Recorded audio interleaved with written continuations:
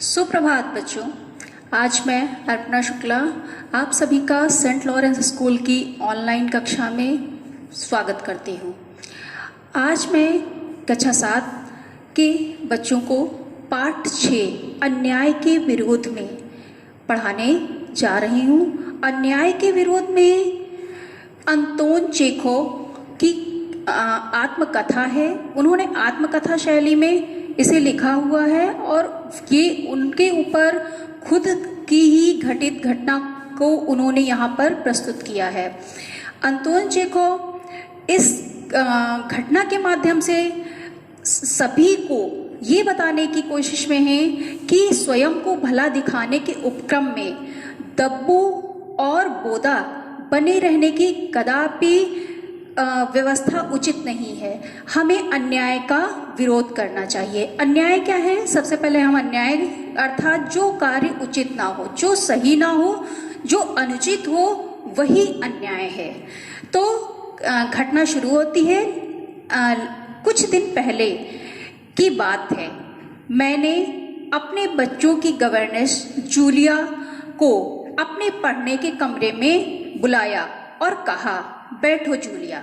लेखक कहते हैं कि मैंने अपने बच्चों की गवर्नेंस जूलिया को अपने पास बुलाया अपने कमरे में और कहा, बैठो जूलिया, मैं तुम्हारी तनख्वाह का हिसाब करना चाहता हूँ। मेरे ख्याल से तुम्हें पैसों की ज़रूरत होगी और जितना मैं तुम्हें अब तक जान सका हूँ, मुझे लगता है तुम अपने आप तो कभी पैसे मांगोगी नहीं, इसलिए मैं खुद ही तुम्हें पैसे देना चाह रहा हूँ।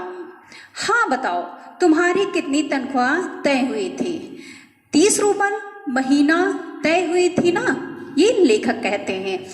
तो जूलिया कहती है, जी नहीं, 40 रूबल महीना। जूलिया ने दबे स्वर में कहा। लेखक फिर कहते हैं, नहीं भाई, 30। मैंने डायरी में नोट कर रखा है।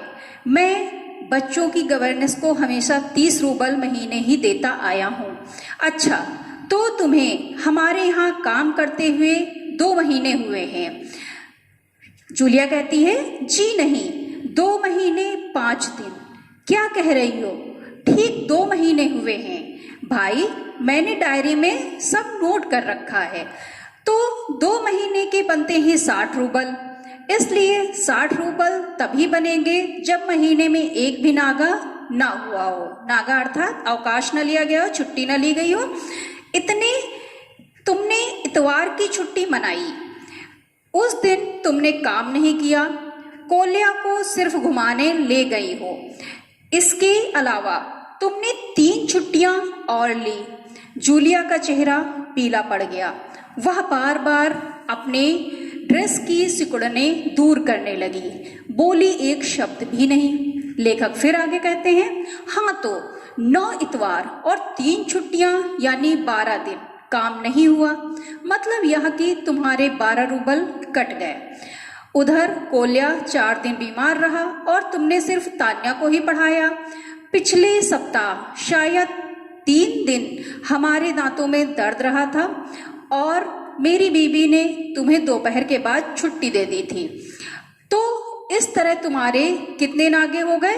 12 और 7 19 नागे। हाँ तो भाई घटाओ 60 में से 19, तुम्हारा कितना हिसाब बन रहा है? 41 रूबल, ठीक है ना? लेखक के कहने पर जूलिया की आंखों में आंसू छलछलाए। उसने धीरे से खांसा, उसके बाद अपनी नाक पोंछी, लेकिन उसके मुंह से एक शब्द भी नहीं निकला। हाँ, लेखक फिर आगे कहते हैं, हाँ एक बात तो मैं भूल ही गया था। मैंने डायरी पर नजर डालते हुए कहा, 1 जनवरी को तुमने चाय की प्लेट और प्याली तोड़ डाली थी। प्याली का दाम तुम्हें पता है? मेरी किस्मत में तो हमेशा नुकसान ही उठाना पड़ा है। चलो मैं उसके 2 रूबल ही काटूंगा। अब देखो, तुम्हें अपने काम पर ठीक से ध्यान देना चाहिए ना। उस दिन तुमने ध्यान नहीं रखा और तुम्हारी नज़र बचाकर कोल्या पेड़ पर चढ़ गया और वहां खरोच लगकर उसकी जैकेट फट गई। उसकी भरपाई कौन करेगा? तो 10 रूबल उसके कट गए। इसी तरह तुम्हारी लापरवाही के कारण नौकरानी ने तान्या के नए जूते चुरा लिए। अब देखो भाई, तुम्हारा काम बच्चों की देखभाल करना है। इस काम के तुम्हें पैसे मिलते हैं। तुम अपने काम में ढील दोगी तो पैसे काटने ही पड़ेंगे। मैं कोई गलती तो नहीं कर रहा हूं ना? तो जूतों के लिए 5 रूबल और कट गए। और हाँ, 10 जनवरी को मैंने तुम्हें 10 रूबल दिए थे। जी नहीं, आपने मुझे कुछ नहीं। इतना? जूलिया बोली। जूलिया ने दबी जबान से इतना ही कहा। अरे तो क्या मैं झूठ बोल रहा हूँ? लेखक फिर आगे कहते हैं, मैं डायरी में हर चीज नोट कर लेता हूँ। तुम्हें यकीन ना हो तो दिखाऊं डायरी? जूलिया कहती है, जी नहीं, आप कह रहे हैं तो आपने दिए ही होंगे। दिए ही होंगे या दिए हैं? मैं कठोर स्वर में बोला। तो ठीक है, घटाओ 41 में से बचे 14। क्यों, हिसाब ठीक है ना? उसकी आंखें आंसुओं से भर उठी। उसके पूरे शरीर पर पसीना छलछलाया। उसकी आवाज कांपने लगी। वह धीरे से बोली, मुझे अभी तक एक ही बार कुछ पैसे मिले थे और वे भी आपकी पत्नी ने दिए थे, सिर्फ 3 रूबल, ज्यादा नहीं। अच्छा, लेखक फिर आगे कहते हैं, मैंने स्वर में आश्चर्य भरकर कहा, और इतनी बड़ी बात तुमने मुझे बताई भी नहीं, और ना ही तुम्हारी मालकिन ने मुझे बताई। देखो, हो जाता ना अनर्थ। मैंने इसे डायरी में मैं नोट कर लेता हूँ। हाँ, तो 14 में से 3 और घटा दो। अब इस तरह तुम्हारे बचते हैं 11 रूबल। बोलो भाई, ये तुम्हारी तनख्वाह रही, ये 11 रूबल। देख लो, ठीक है ना? जूलिया ने कांपते हाथों से 11 रूबल ले लिए और अपनी जेब टटोलकर किसी तरह उन्हें उसमें ठूस लिए और धीरे से विनीत स्वर में बोली, जी धन्यवाद। मैं गुस्से से आग बबूला होने लगा। लेखक फिर कहते हैं, उन्हें गुस्सा आया। लेखक कमरे में टहलते हुए क्रोधित स्वर में उससे कहा, धन्यवाद किस बात का? आपने मुझे पैसे दिए इसके लिए? जूलिया कहती है, अब मुझसे रहा नहीं गया। मैंने ऊंचे स्वर में लगभग चिल्लाते हुए कहा, तुम मुझे धन्यवाद दे रही हो, जबकि तुम अच्छी तरह जानती हो कि मैंने तुम्हें ठग लिया है। लेखक जूलिया से कहते हैं कि तुम्हें मैंने धोखा दिया है, तुम्हारे पैसे हड़प कर तुम्हारे साथ अन्याय किया है, इसके बावजूद तुम मुझे धन्यवाद दे रही हो। जी हाँ, जूलिया आगे कहती है, इससे पहले मैंने जहाँ काम किया उन लोगों ने तो मुझे 1 पैसे तक नहीं दिए। आप कम से कम मुझे कुछ तो दे रहे हैं। उसने मेरे क्रोध पर ठंडे पानी का छींटा मारते हुए कहा, उन लोगों ने तुम्हें 1 पैसा भी नहीं दिया। जूलिया, मुझे यह बात सुनकर तनिक भी अचरज नहीं हो रहा है, मैंने कहा।